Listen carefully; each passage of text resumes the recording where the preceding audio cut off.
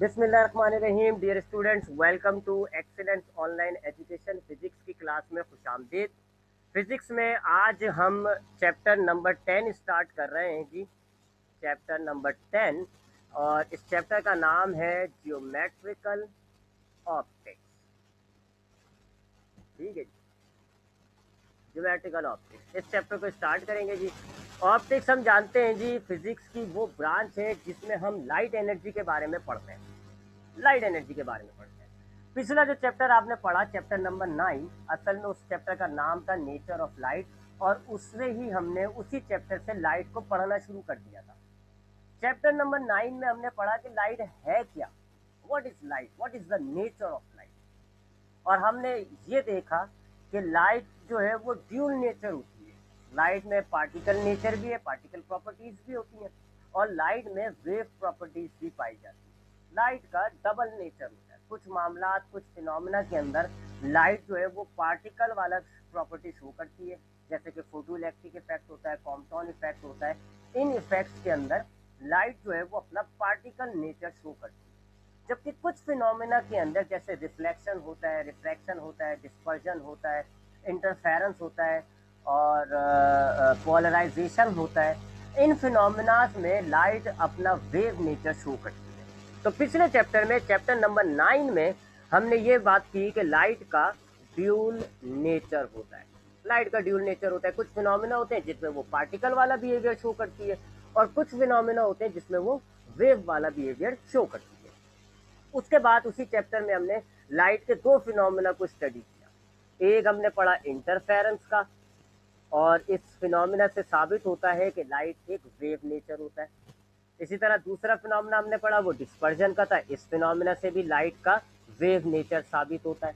और तीसरा फिनोमेना हमने पढ़ा था पोलराइजेशन, और पोलराइजेशन से लाइट का ट्रांसवर्स नेचर जो है वो साबित होता है कि लाइट कौन सी वेव है, लॉन्गिट्यूडनल नहीं, ट्रांसवर्स वेव है। ये साबित होता है पोलराइजेशन से।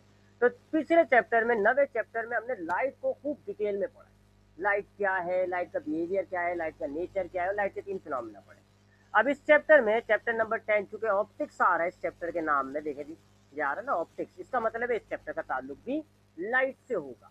लेकिन इस चैप्टर में हम लाइट से रिलेट डिवाइसेस को पढ़ते हैं।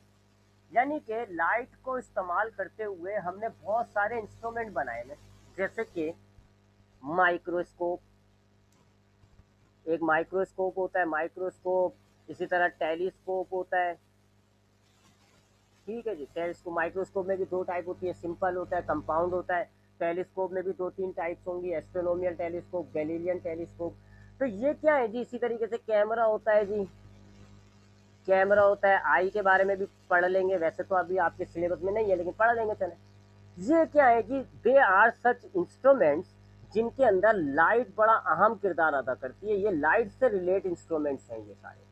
इस चैप्टर में हम इस लाइट से रिलेट बनने वाले इंस्ट्रूमेंट्स को ही पढ़ेंगे। ठीक है, तो ज्योमेट्रिकल ऑप्टिक्स क्या है, एक ऐसा चैप्टर जिसमें आप लाइट से बनने वाली डिवाइसेस को, वो डिवाइसेस जिनमें लाइट यूज हो रही होती है, लाइट बहुत अहम होगी, लाइट इसमें यूज हो रही होती है, उन डिवाइसेस को हम पढ़ेंगे। कौन कौन सी डिवाइस होंगी? Simple microscope, compound microscope, astronomical telescope, Galilean telescope, spectrometer. Camera भी पढ़ लेंगे, हालांकि आपकी बुक में नहीं है, लेकिन पढ़ लेंगे क्योंकि उसमें भी लाइट इस्तेमाल होती है। आई को भी पढ़ लेंगे क्योंकि उसमें भी लाइट इस्तेमाल होती है। तो ये चैप्टर 10 होगा। चैप्टर 10 में हम लाइट इस्तेमाल होने वाले जिन इंस्ट्रूमेंट में या जिन डिवाइसेस में लाइट यूज होती है, उन डिवाइसेस को हम पढ़ेंगे। अब लाइट उन डिवाइसेस में यूज होती है, लेकिन उन डिवाइसेस के अंदर लाइट जिस फिनोमेना के तहत यूज होती है, थोड़ा सा उन फिनोमेना को हमने पढ़ना पड़ेगा। यानी थोड़ी बेसिक बातें पढ़नी पड़ेंगी, उसके बाद जाके हम उन इंस्ट्रूमेंट्स को पढ़ेंगे। मिसाल के तौर पे अगर आप एक इलेक्ट्रिकल इंस्ट्रूमेंट की बात करते हो, आप एक इलेक्ट्रिकल, जैसे पंखा कैसे काम कर रहा है, ये एक इलेक्ट्रिकल इंस्ट्रूमेंट है पंखा। अगर आप इसका काम सीखना चाह रहे हो, देखना चाह रहे हो कि ये पंखा काम कैसे करता है, आपको इलेक्ट्रिसिटी की बेसिक मालूमात तो होनी चाहिए ना, कि ये करंट क्या होता है, पोटेंशियल डिफरेंस क्या होता है, रेसिस्टेंस क्या होती है, ये सब बेसिक बातें पता होनी चाहिए। इसी तरीके से अगर आपको चैप्टर 10 में, ज्योमेट्रिकल ऑप्टिक्स चैप्टर में, आपको ऑप्टिकल इंस्ट्रूमेंट्स पढ़ने हैं, उन इंस्ट्रूमेंट्स को पढ़ना है जिनमें लाइट यूज हो रही है, तो जाहिर बात है आपको थोड़ी बहुत बेसिक मालूमात लाइट की मजीद चाहिए। मजीद चाहिए। चलें जी, उन बेसिक मालूमात के हवाले से बात करते हैं। तो सबसे पहले जो हमें चीज़ देखनी है वो है लाइट का एक फिनोमेना, जिसको हम कहते हैं रिफ्लेक्शन। रिफ्लेक्शन ऑफ लाइट, ये एक लाइट का फिनोमेना है। और दूसरा फिनोमेना हमें देखना होगा वो है रिफ्रैक्शन। रिफ्रैक्शन ऑफ लाइट, ये दोनों फिनोमेना बड़े कॉमन है, आपने छोटी क्लासेस में भी पढ़ा है, मैट्रिक में भी पढ़ा है। मैंने आपको चैप्टर 9 में भी बताया था ये दोनों फिनोमेना। थोड़ा सा मैं यहाँ आपको ब्रीफ कर देता हूँ, क्योंकि ये दोनों फिनोमेना हमारे यूज होते हैं ऑप्टिकल इंस्ट्रूमेंट्स में। ठीक है, तो चैप्टर 10 ज्योमेट्रिकल ऑप्टिक्स में हमने ऑप्टिकल इंस्ट्रूमेंट्स पढ़ने, लेकिन हम डायरेक्ट ऑप्टिकल इंस्ट्रूमेंट्स नहीं पढ़ सकते, क्योंकि उन ऑप्टिकल इंस्ट्रूमेंट्स में जो लाइट का फिनोमेना होता है वो हमें पता होना चाहिए। कौन से दो फिनोमेना पता होने चाहिए हमें? एक रिफ्लेक्शन, दूसरा रिफ्लेक्शन। पहले रिफ्लेक्शन की बात करते हैं। अगर हमारे पास सपोज करें जी ये एक मिरर है, दैट इज अ मिरर, एक मिरर है जी, ये मैंने प्लेन मिरर लिया है। मिरर किसे कहते हैं? सबसे पहली बात, मिरर एक ऐसे ऑब्जेक्ट को कहते हो आप जिसकी एक साइड, यानी कि ये वाली साइड जो है ये शाइनिंग होगी, चमकदार, बहुत चमकदार होगी एक साइड, जबकि दूसरी साइड कोटेड होती है, यानी उस पर आपने कोई सिल्वर कलर किया हुआ होगा, सिल्वर कोटिंग की हुई होगी। ठीक है, चले मैं कर देता हूँ कोटिंग। ये देखे जी, ये मैंने इसमें एक कोटिंग की हुई है, ये मैंने ऐसे कोटिंग की है। आपने घरों के अंदर, जो आपके घरों में शीशे लगे हुए होते हैं ना, जिसमें हम अपने मुंह को देखते हैं और फिर कंगा शंगा करते हैं, ये उसकी बात कर रहा हूँ मैं। अगर आप उस मिरर को देखोगे तो जिस हिस्से पे आप अपने आप को देख रहे होते हो वो शाइनिंग होता है, चमक आ रही होती है, उस पर लाइट पड़ रही होती है, तो आपको शाइनी सा नजर आ रहा होता है। और अगर आप मिरर की बैक साइड को देखोगे तो आपको उस पर ऐसे सिल्वर कोटिंग चढ़ी हुई नजर आ रही होती है, ब्लैक कोटिंग होगी या सिल्वर कोटिंग होगी। इसको हम कहते हैं मिरर। क्या कहते हैं उसको? मिरर। तो मिरर क्या होता है? एक ऐसा ऑब्जेक्ट होता है जिसकी वन साइड शाइनिंग होती है और दूसरी साइड जो होती है, बैक साइड जो होती है, उस पर कोट चढ़ा हुआ होता है, कोई कलर किया हुआ होता है। इसको आप मिरर कहते हैं। अच्छा, अब मिरर से अगर एक लाइट टकराती है, ये एक लाइट टकराती है, अ रे ऑफ लाइट, ये एक लाइट की रे है, एक लाइट है, ये अगर मिरर से टकराती है तो क्या होता है? जब लाइट एक मिरर से टकराएगी तो लाइट वापस, बिल्कुल वापस मुड़ जाएगी, बिल्कुल वैसे ही जैसे अगर आप एक बॉल लें और एक बॉल को दीवार पे मारें। सपोज करें ये एक दीवार है और ये आपकी बॉल है। आप जब इस दीवार को इस बॉल पे मारोगे तो बॉल दीवार के अंदर एंटर नहीं होगी, बल्कि क्या होगा? वापस बाउंस बैक, वापस आपकी मुड़ जाएगी। बिल्कुल इसी तरीके से जब एक लाइट रे एक मिरर से टकराती है तो टकराकर वापस मुड़ जाती है। हवा में थी लाइट, इस वक्त एयर में थी और मुड़कर वापस एयर में ही है। इस फिनोमिना को हम रिफ्लेक्शन कहते हैं। तो what is the reflection of light? Bounce back of light into the same medium, bouncing back of light into same medium. Light जिस मीडियम में मौजूद है वापस उसी मीडियम में मुड़ जाएगी।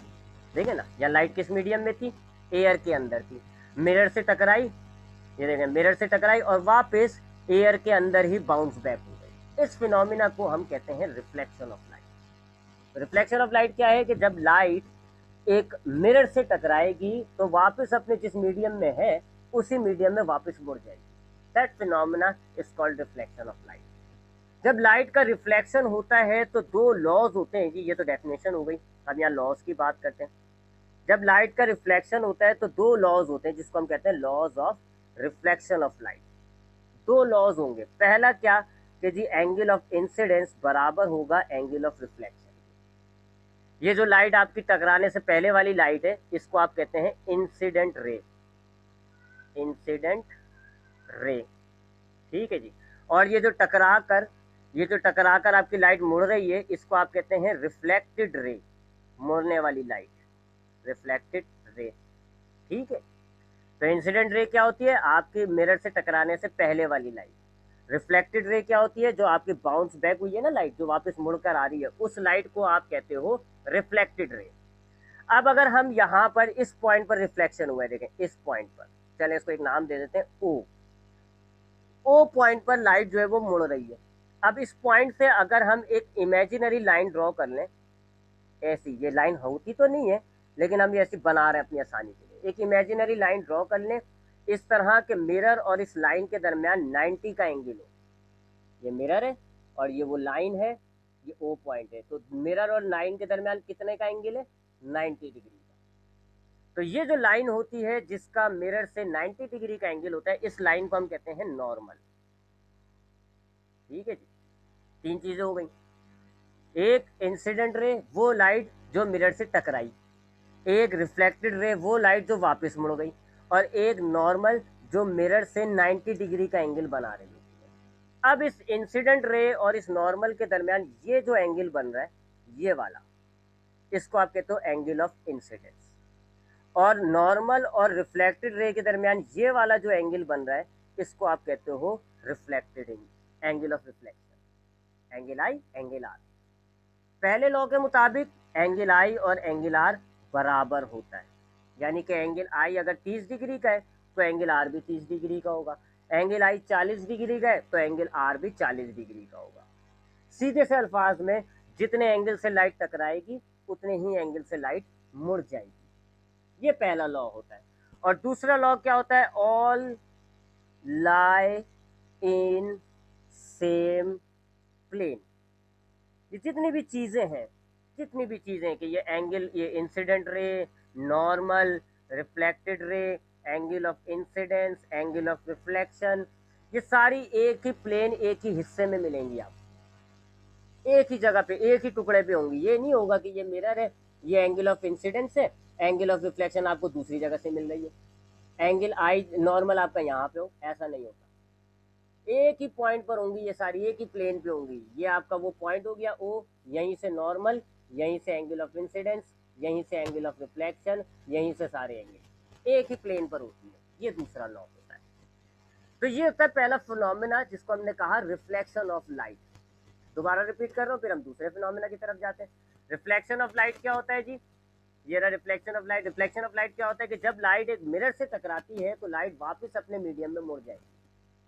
जिस मीडियम में लाइट थी वापस उसी मीडियम में बाउंस बैक हो जाएगी। इस फिनोमेना को आप कहते हैं रिफ्लेक्शन ऑफ लाइट। जो लाइट टकराई उसको आप कहते हो इंसिडेंट रे, जो लाइट मुड़ के वापस आ रही है उसको आप कहते हो रिफ्लेक्टेड रे।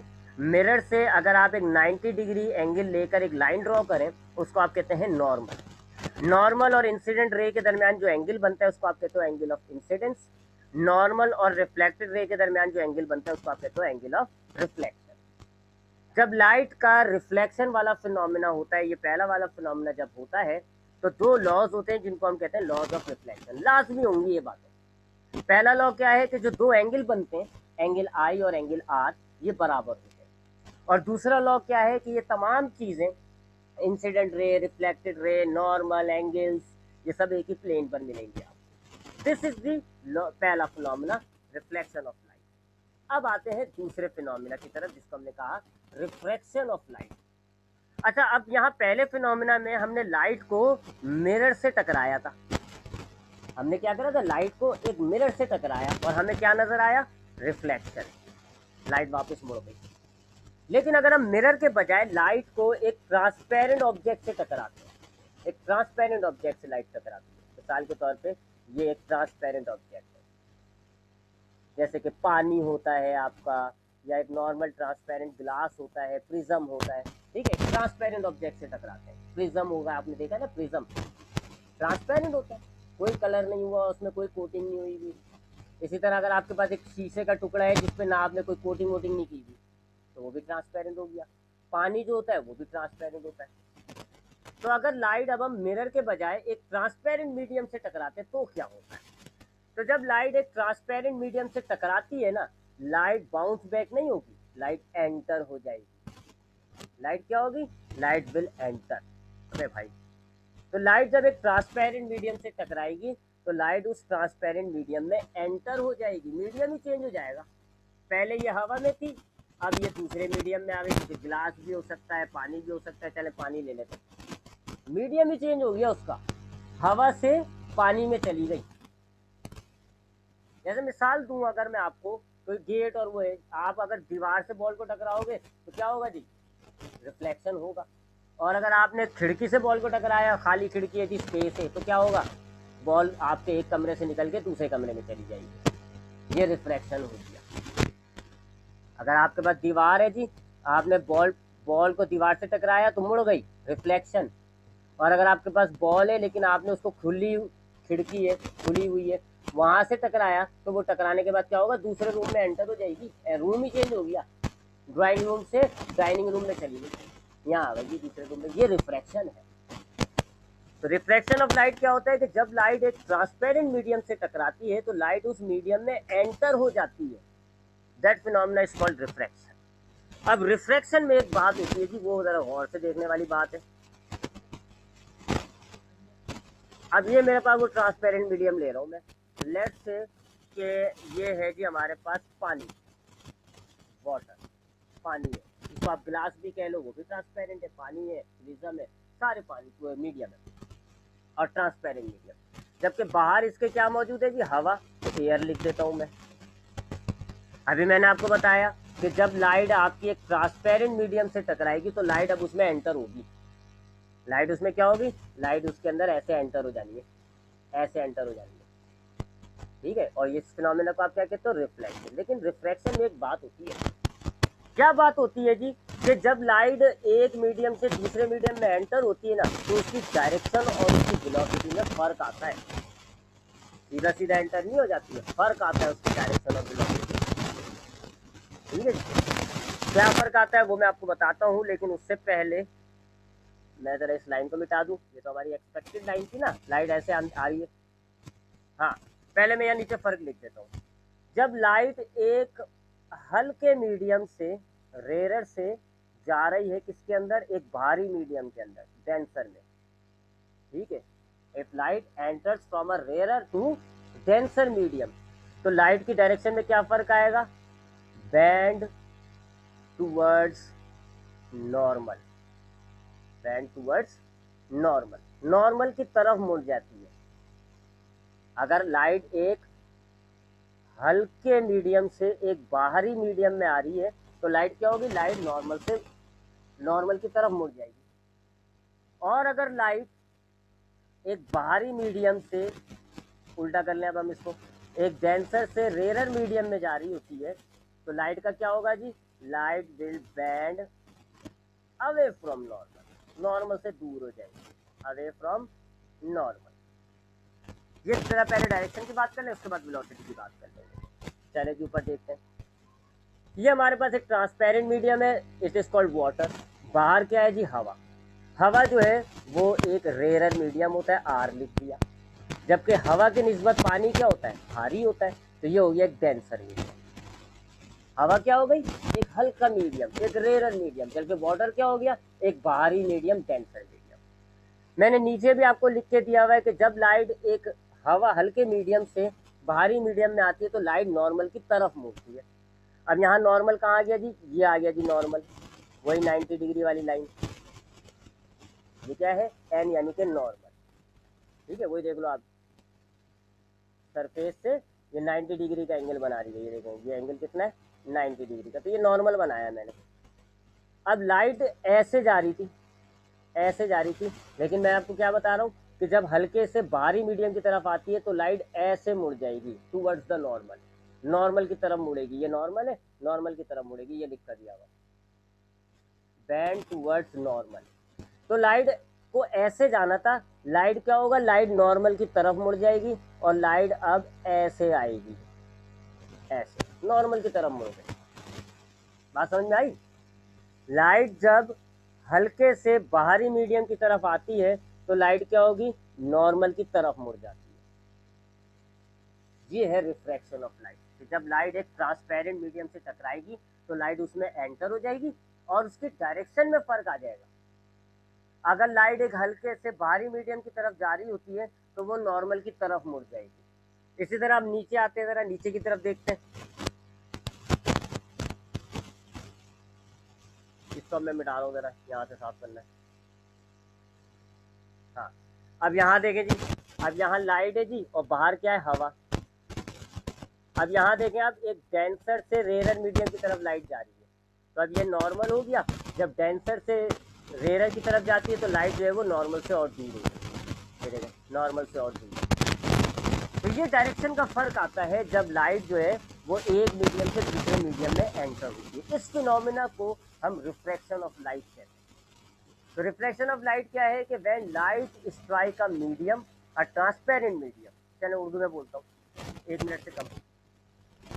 अगर लाइट एक, बल्कि 1 मिनट रुकिएगा ज़रा,